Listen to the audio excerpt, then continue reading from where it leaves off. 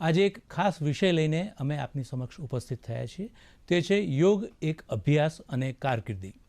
અને આ વિષય પર પ્રકાશ પાડવા માટે આપના માર્ગદર્શન માટે વિષય નિષ્ણાત તરીકે આપણી સાથે જોડાયા છે યોગ ગુરુ શ્રી દિલીપ ધોળકિયા. નમસ્તે ધોળકિયા સાહેબ, સ્વાગત છે આપનું. નમસ્તે જી, આવો તેમનો પરિચય કેળવીએ. યોગાચાર્ય દિલીપ ધોળકિયા 1995થી યોગને લઈને જાહેર જીવન સાથે સંકળાયેલા છે. વસંત નેચર ક્યોર, આદર્શ અમદાવાદ, યોગ જીવન સંસ્થા, સ્વામી વિવેકાનંદ યોગ અનુસંધાન સંસ્થા બેંગ્લોર કે જે યોગની ડીમ્ડ યુનિવર્સિટી છે, સ્પોર્ટ્સ ક્લબ, સિંધુ ભવન જેવી સંસ્થાઓમાં ઘણા વર્ષ સુધી યોગાચાર્ય તરીકે તેઓ સેવા આપી ચૂક્યા છે. તેમણે ગુજરાત યુનિવર્સિટીના યોગિક સાયન્સ ડિપાર્ટમેન્ટમાં કોઓર્ડિનેટર અને ફેકલ્ટી તરીકે સેવા આપી છે. તેમણે અમદાવાદમાં 400થી વધુ યોગ શિક્ષકો તૈયાર કર્યા છે. વર્ષ 2008માં યોગ શિક્ષક અને યોગ વિષય પર ગુજરાતી ભાષામાં યોગ ચેતના પુસ્તક લખ્યું છે, જે પુસ્તક ગુજરાત સરકારના શિક્ષણ વિભાગ દ્વારા ગુજરાતની 5500 સ્કૂલ કોલેજોની લાઇબ્રેરીમાં વસાવવામાં આવ્યું છે. અને 2009માં તેઓએ યોગિક બેલેન્સ થેરાપીનું આવિષ્કાર કર્યું. આ થેરાપીથી 90% બીમારીઓ દવા વગર અને સાઇડ ઇફેક્ટ વગર દૂર કરવાનું કામ પણ તેઓ હાલ કરી રહ્યા છે. યોગિક બેલેન્સ થેરાપી માટે તેઓને વર્ષ 2015, 2019, 2021, 2022 અને 2023માં અનેક એવોર્ડથી સન્માનિત કરવામાં આવ્યા છે. થલતેજ અને બોપલના 2 સેન્ટરો સ્થાપી યોગિક બેલેન્સ થેરાપી અને ટ્રેડિશનલ યોગને તેમણે નવો આયામ આપ્યો છે. આવી વિશિષ્ટ સિદ્ધિઓ ધરાવતા યોગાચાર્ય શ્રી દિલીપ ધોળકિયા સાથે વાતચીત કરવા માટે અમારી સાથે લાઈવ જોડાવા માટેના અમારા ફોન નંબરો આપ નોંધી લેશો. અમારા ફોન નંબરો છે 26853814 અને 26853816. આપના સવાલો સાથે તૈયાર રહો અને જોડો ફોન. ત્યાં સુધી યોગગુરુ યોગાચાર્ય શ્રી દિલીપ ધોળકિયા સાહેબ પાસેથી જાણીએ કે સાહેબ ઘણા વિચારતા હશે એવું કે યોગ અને કેરિયર, તો યોગ અને કેરિયર એવું જે વિચારવાવાળા છે એમને આપણે સમજ આપવી છે. તો યોગ સાથે કેરિયર કઈ રીતે શક્ય બને? 2004ના ડિસેમ્બર મહિનામાં પહેલી અમે યોગ ટીચર્સ ટ્રેનિંગ શરૂઆત કરી. અને એ વખતે અમદાવાદના એક MBBS સારા નામી ડૉક્ટર એન્ડ્રોલ હતા અહીંયા.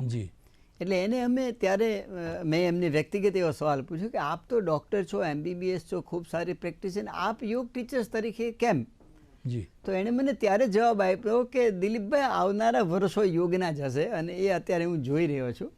એટલે 2004થી તો 2013 સુધી અલગ અલગ જગ્યાએ લગભગ 450ની આજુબાજુ ટીચરો તૈયાર કર્યા છે. અને દરેક ટીચર અત્યારે ઓછામાં ઓછા 20,000 અને વધુમાં 1 લાખ રૂપિયા મહિને કમાય છે. મહિને કમાય છે. સારો યોગ શિક્ષક 1 લાખ રૂપિયા મહિને અત્યારે કમાય છે. તો આ તો મેં તૈયાર કરેલા, બાકી તો કેટલા બધી જગ્યાએ યુનિવર્સિટીઓ બધે યોગના ટીચરો તૈયાર. અત્યારે તમારે તમારા ટાઈમે યોગ ટીચર જોઈ તો કોઈ મળતો નથી અમદાવાદમાં. આ કેરિયર એને કહી શકાય. પ્રાઇવેટ સેક્ટરમાં સમજી લો, તમે યોગ ટીચર્સ થવા માટે કે તમારે ગ્રેજ્યુએટ થવું જરૂરી નથી. તમે 10મું ધોરણ પાસ હોય તો પણ થઈ શકો છો. અને 10મા ધોરણ પાસવાળા અનેક શિક્ષકો અમે તૈયાર કર્યા છે. અને એ બધા અત્યારે કદાચ જો પ્રાઇવેટમાં જોબ કરતા હોય તો 10,000 કે 15,000 કે 20,000 એમાં 14 કલાક કે 8 કલાક કે 12 કલાક કામ કરે છે. એની જગ્યાએ ફક્ત પાર્ટ ટાઈમ સવારે 3 ક્લાસ કે 4 ક્લાસ લઈને પણ એ લોકો 20,000થી લઈને લાખ રૂપિયા સુધી કમાય છે. એટલે કેરિયર ઓરિએન્ટેડ એ શબ્દો મને અત્યારે ખૂબ જ ગમી રહ્યા છે, આનંદ આવી રહ્યો છે કે યોગને કેરિયર તરીકે ચોક્કસ લઈ શકાય. અને હું મારી તો વાત કરું તો મેં તો યોગમાં ઘણું બધું કામ કર્યું છે અને કેરિયર તરીકે હું ખૂબ આમાં હજી આવનારા વર્ષોમાં ઘણું બધું જોઈ રહ્યો છું. જી, તો કેરિયર ચોક્કસ બને, યોગ તરફ બિલકુલ બને, કોઈ ડાઉટ જ નહીં. જી સાહેબ, આપણે યોગની કેરિયર વિશે વાત કરી રહ્યા છીએ ત્યારે એક મૂળ બાબત સમજવી છે કે યોગ શું છે તે દર્શક મિત્રોને સમજાવીએ આપણે. યોગ વિશે જનરલી અત્યારે એક ગેરસમજ અથવા ફેશનેબલ શબ્દ થઈ ગયો છે કે એ યોગા કરીને યોગા મેટ બગલમાં ભરાવી અને જતા હોય ને ક્યાંક હું યોગા કરવા જઉં છું એમ. તો એક તો યોગા નામનો કોઈ શબ્દ નથી, યોગ છે. અને યોગ પણ કેટલા પ્રકાર યોગના. કર્મયોગ, ભક્તિ યોગ, જ્ઞાન યોગ, મંત્ર યોગ, તંત્ર યોગ, હઠ યોગ, લય યોગ, અષ્ટાંગ યોગ, રાજયોગ, નાદ યોગ. તો આમાંથી કયા યોગની વાત છે? તો આપણે જે વાત કરવા જઈ રહ્યા છીએ અત્યારે એ અષ્ટાંગ યોગ અને હઠ યોગ. અષ્ટાંગ યોગના રચયિતા પતંજલિ મુનિ છે અને એ થિયરી પાર્ટ જ્યારે યોગનો ભણવો હોય ત્યારે અષ્ટાંગ યોગ ચોક્કસ ભણવો જોઈએ. અને હઠયોગમાં બધું પ્રેક્ટિકલ છે. અષ્ટાંગ યોગના 8 સ્ટેપ છે, એટલે અષ્ટ એટલે 8. યમ, નિયમ, આસન, પ્રાણાયામ, પ્રત્યાહાર, ધારણા, ધ્યાન અને સમાધિ 8 પગથિયા છે. અને હઠયોગના 4 પગથિયા આસન, પ્રાણાયામ, મુદ્રા અને નાદાનુસંધાન. તો પ્રેક્ટિકલ જેટલા પણ આસન, પ્રાણાયામ, શુદ્ધિ ક્રિયાઓ છે પ્રેક્ટિકલ હોય એ ફક્ત હઠયોગમાં જ છે. સાહેબ, આપણે યોગ બાબતે અષ્ટાંગ યોગ અને હઠયોગ વિશે વાત કરી રહ્યા હતા, તો ખાસ કરીને હઠયોગ વિશે દર્શક મિત્રોને વધુ જણાવીએ. બંને વિશે થોડો પ્રકાશ કરીએ આપણે. એક તો અષ્ટાંગ યોગની વાત કરીએ તો અષ્ટાંગ યોગના પ્રણેતા પતંજલિ મુનિ દ્વાપર યુગના અંતમાં અને હિમાલયની ઉત્તરે પતંજલિ મુનિની માતા અને પિતાનું નામ અંગો અને ગોણિકા હતું. અને અંગો અને ગોણિકાને કોઈ સંતાન નહોતા, એટલે એ સૂર્ય ભગવાનને અર્ધ્ય આપે. તો એકવાર અર્ધ્ય આપતા હતા અને એના હાથમાં બાળક સૂર્ય ભગવાને આપ્યું, એટલે એનું નામ પતંજલિ, અંજલિ, આ પતંજલિ, એટલે એમનું નામ પતંજલિ પડ્યું. 6 વર્ષની નાની ઉંમરમાં સળચક્રનું ભેદન કરી અને એક પરમ તત્વને ઉપલબ્ધ થઈ અને એક કક્ષાએ પહોંચ્યા પછી એને ઉપદેશ ઉપરથી આદેશ મળ્યો કે તમે કોઈ ગ્રંથની રચના કરો. અને એમને પાતંજલિ યોગ સૂત્રની જે રચના કરી, પાતંજલિ યોગ સૂત્રના 195 યોગ સૂત્ર છે. 4 ચેપ્ટર છે: સમાધિપાદ, સાધનપાદ, વિભૂતિપાદ અને કેવલ્યપાદ. હું ચોક્કસ એવું કહી શકું કે ભારતમાં અધ્યાત્મને વિજ્ઞાન સુધી લાવી દીધું હોય તો એ ફક્ત પતંજલિ મુનિ. ક્યાંય શ્રદ્ધાની વાત એમણે નથી કરી. 8 પગથિયા છે: યમ, નિયમ, આસન, પ્રાણાયામ, પ્રત્યાહાર, ધારણા, ધ્યાન અને સમાધિ. યમથી શરૂ કરો. 5 યમ: અહિંસા, સત્ય, અસ્તેય, બ્રહ્મચર્ય, અપરિગ્રહ. 5 નિયમ: શૌચ, સંતોષ, તપ, સ્વાધ્યાય, ઈશ્વર પ્રણિધાન. તો આખી સાયન્સને એક અને એક બે થાય એ રીતે પતંજલિ મુનિએ આખી યોગ સૂત્રોની રચના કરી છે. અને હઠયોગની વાત કરું તો હઠયોગના પ્રણેતા શંકર ભગવાન. અને એક બીજી દંતકથા મુજબ હિરણ્ય ગર્ભ એટલે બ્રહ્માજી પણ કહી શકાય છે, પણ મને શંકર ભગવાન વધારે બેસે છે. અને હઠયોગમાં બધી જ પ્રેક્ટિકલ જેટલા પણ આસન, પ્રાણાયામ, શુદ્ધિ ક્રિયાઓ, મેડિટેશન, એટલે એ બધું હઠયોગમાં ડિટેલિંગમાં કરેલું છે હઠયોગમાં. અને હઠયોગ એટલે એના વિશે પણ એક ગેરસમજ થાય છે. હઠ એટલે જબરજસ્તી થાય ને જનરલી. હઠ એટલે આપણે કંઈક જોઈએ કે હઠ કરીને બેઠા છે, તો હઠ શબ્દને હિસાબથી હઠયોગમાં ગેરસમજ ઊભી થઈ. હઠ એટલે જબરજસ્તી. ના, જબરજસ્તી બિલકુલ નહીં. હ અને ઠ, સૂર્ય અને ચંદ્ર, અને યોગ એટલે મળવું. સૂર્ય અને ચંદ્રનું મળવું એટલે યોગ. સાહેબ, આપે તો 400થી વધુ યોગ શિક્ષકો તૈયાર કર્યા છે અમદાવાદમાં, ત્યારે યોગ ટીચર્સ ટ્રેનિંગ વિશે આપ કંઈ કહેશો કેરિયરની બાબતમાં? કેરિયરની બાબતમાં હું ચોક્કસ કહીશ કે યોગ ટીચર્સ ટ્રેનિંગનો એક જે બેઝિક કોર્સ હોય એ અમે જે ડિઝાઇન કરેલો હતો એ 3 મહિના અને રોજે 3 કલાક. એમાં અમે એનાટોમી, ફિઝિયોલોજી એમને સમજાવતા હતા, પ્રોપર ભણાવતા હતા. પ્રેક્ટિકલ આસન, પ્રાણાયામ, થિયોરિટિકલ કયા આસન કયા બીમારી ઉપર કેવી રીતે કામ કરે છે એ આખું સાયન્સ બેઝ સમજાવતા. અને 3 મહિના પછી હું એમની એક્ઝામ પતે પછી પણ એમને એક સૂચના આપતો હતો કે આ તમારો હજી બેઝ બન્યો છે, ઇમારત બાકી છે. એટલે હું કહું કે અષ્ટાંગ યોગ અને હઠયોગ આ બંનેનો અભ્યાસ 1 વર્ષ રોજે 3 કલાક દરેક શિક્ષકોએ, આ હું એક જાહેર મંચ ઉપરથી પણ બધાને કહું છું કે તમે ક્યાંય 3 મહિનાનો કોર્સ કરી લીધો, કોઈ બેઝિક કોર્સ કરી લીધો અને શિક્ષક થઈ ગયા, આવું ના કરવું જોઈએ. તો એના પછીથી પણ તમારે અષ્ટાંગ યોગ અને હઠયોગનો ખૂબ સુંદર રીતે તમારી જાત ઉપર અભ્યાસ કરીને પછી બજારમાં શીખો. જે શીખો તે પરિણામ બહુ સરસ મળશે. જે શીખો તે પ્રોપર શીખો, પ્રોપર શીખો અને પ્રોપર કરાવો, જેથી કરીને અત્યારે બજારમાં ક્યાંક ક્યાંક હું જોઈ રહ્યો છું થોડી દુઃખની પણ વાત લાગે છે કે ન જાણતા હોય એવા પણ ઘણા બધા આ ફિલ્ડમાં આવી ગયા છે. અને એના હિસાબે ક્યાંક ક્યાંક નાનું નાનું યોગની થોડી ક્ષતિઓ રહે અને યોગની કંઈક ઉણપ દેખાઈ જાય. જી જી સાહેબ, યોગ બાબતમાં યોગને કેરિયર સાથે જોડવાની જ્યારે આપણે આજે વાત કરીએ છીએ ત્યારે યોગ અને આરોગ્યને પણ જોઈએ કે યોગ અને આરોગ્ય વિશે પણ જાણકારી દર્શક મિત્રોને આપીશું. આરોગ્ય અને યોગ સુંદર વાત છે. એક તો કોઈ બીમારી ના હોવી એટલે તમે સ્વસ્થ છો આવું ના કહી શકાય. હજી અત્યારે હું એવું કહી શકું WHO વાળાની જે હેલ્થની વ્યાખ્યા છે ને એમાં પણ મને ઉણપ દેખાય છે. હું એક એના સૂત્રથી વાત કરું તો સમદોષ સમાગ્નિશ સમધાતુ મલક્રિયા પ્રસન્નાત્મેન્દ્રિય માના સ્વસ્થ ઇતિ વિદ્યતે. તો કે સ્વાસ્થ્ય એટલે શું? સમદોષ વાત પિત્ત અને કફ. સમ એટલે બેલેન્સમાં, આ ત્રણેય બેલેન્સમાં છે. સમદોષ સમાગ્નિશ 13 પ્રકારના અગ્નિ, 5 ભૂતાગ્નિ, જળ પૃથ્વી આકાશ વાયુ ને અગ્નિ. 7 ધાત્વાગ્નિ જે તમે ભોજન ખાઓ છો ને એ રસ રક્ત માંસ મેદ અસ્થિ મજ્જા અને શુક્ર. 5 ને 7 12 અને 13મો જઠરાગ્નિ. સમાગ્નિ છે એટલે આ 13 પ્રકારના અગ્નિ સમ અવસ્થામાં છે. સમદોષ સમાગ્નિ છે સમધાતુ મલક્રિયા. તમારા શરીરની અંદર જે ટોક્સિન્સ બને છે, ઝેર બને છે, કારણ કે 24 કલાક શરીરની અંદર બધી જ ક્રિયા ચાલુ છે.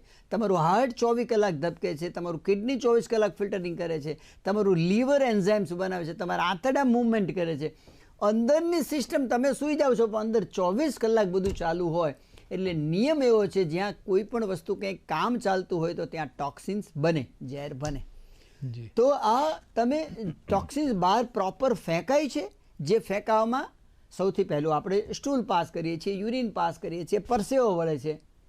તો સમદોષ સમાગ્નિ છે સમધાતુ મલક્રિયા, આ બધું પ્રોપર થાય છે. પ્રસન્નાત્મેન્દ્રિય, પ્રસન્ન તમારો આત્મા.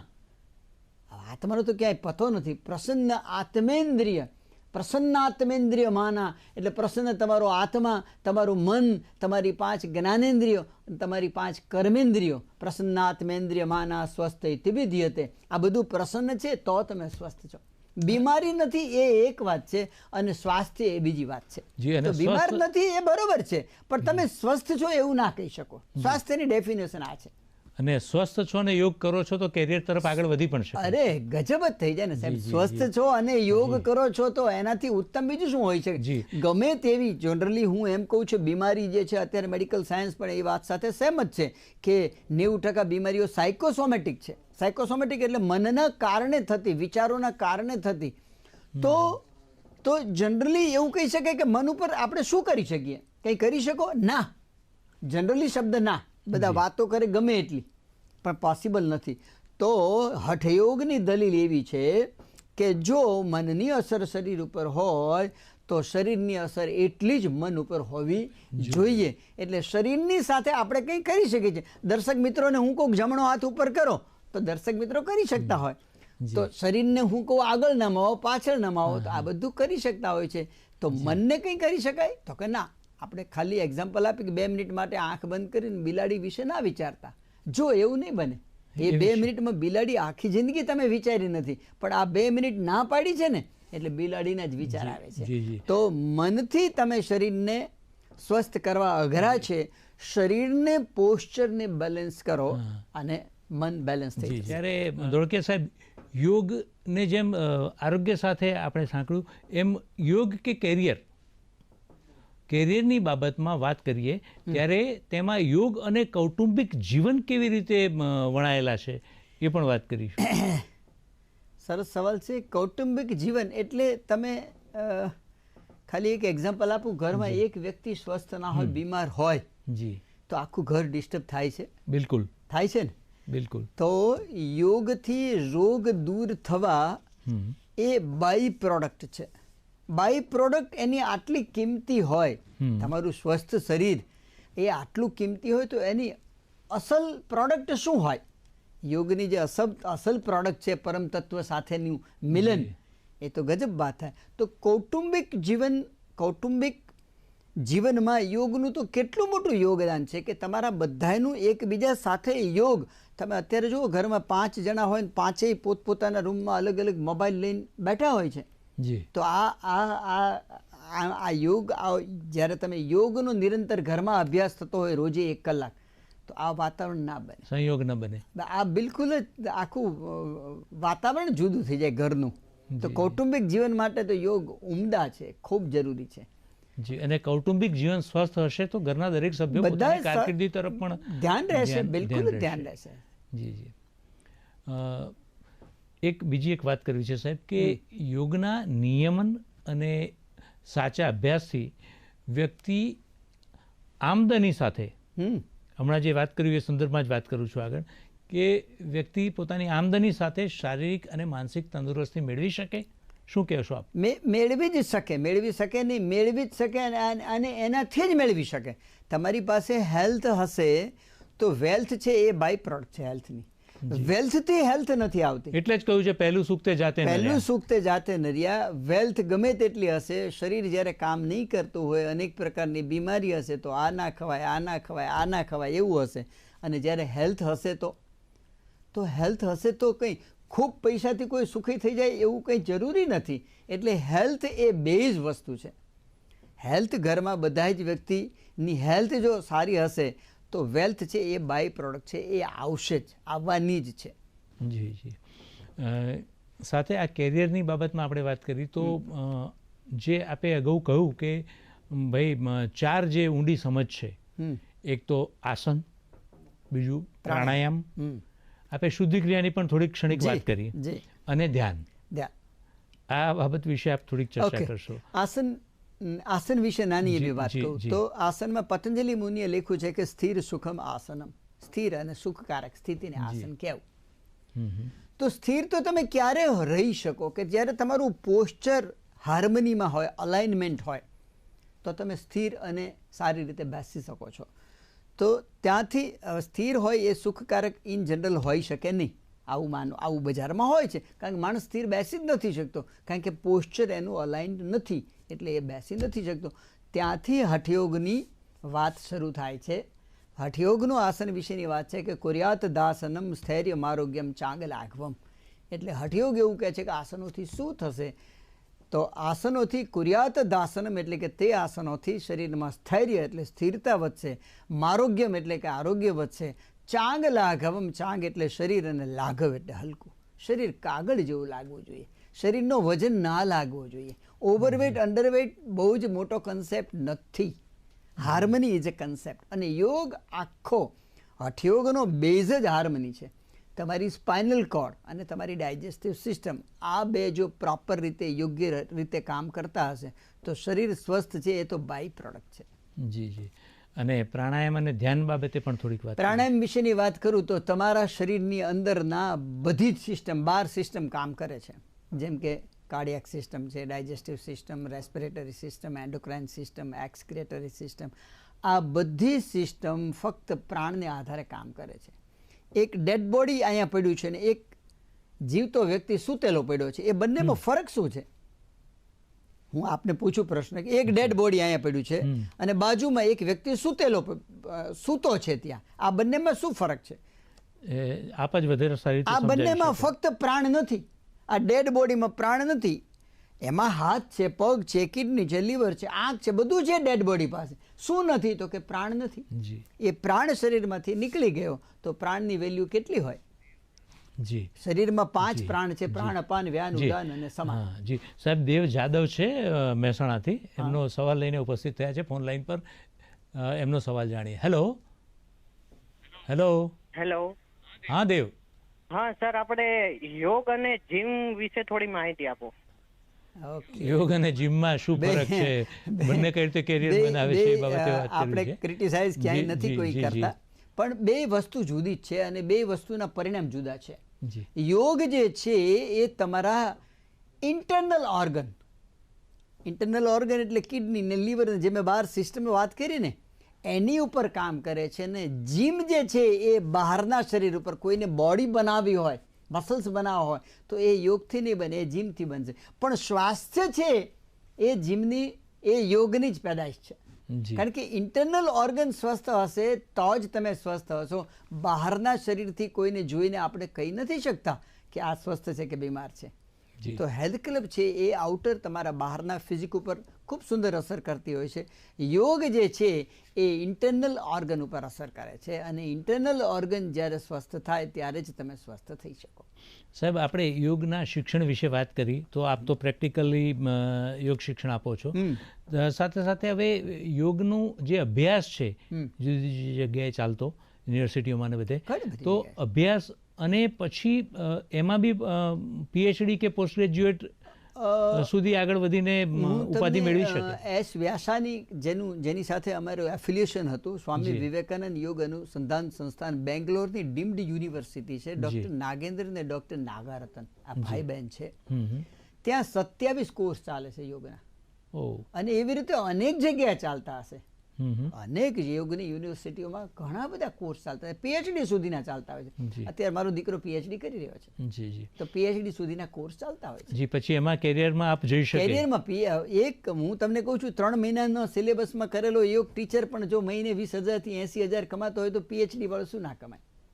જી સાહેબ, આપણા દર્શક મિત્રોને આજના કાર્યક્રમ અંતર્ગત શું સંદેશ આપશો ટૂંકમાં? બસ સંદેશો એક જ છે કે આપણી સંસ્કૃતિ છે, અને આપણા પીએમ મોદી સાહેબે પણ વર્લ્ડ યોગ ડે રૂપે આખી દુનિયાને ભેટ આપી, તો વધુમાં વધુ ઉપયોગ આપણે કરીએ, આ એક સંદેશો છે.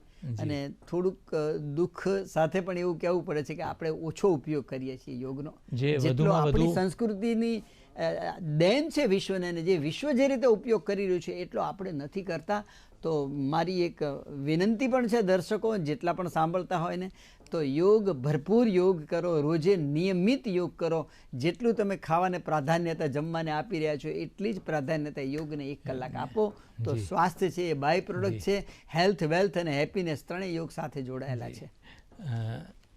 સાહેબ, દર્શક મિત્રો, કાર્યક્રમનો સમય પૂરો થવા આવ્યો છે. યોગાચાર્ય શ્રી દિલીપ ધોળકિયાની ઉપસ્થિતિ અને તેમણે આપેલ યોગ અને કારકિર્દી બાબતે જે ઊંડી સમજ છે તે બદલ આપ સૌના વતીથી અને ડીડી ગિરનાર વતીથી તેઓશ્રીનો આભાર પ્રગટ કરીએ છીએ. આભાર સાહેબ.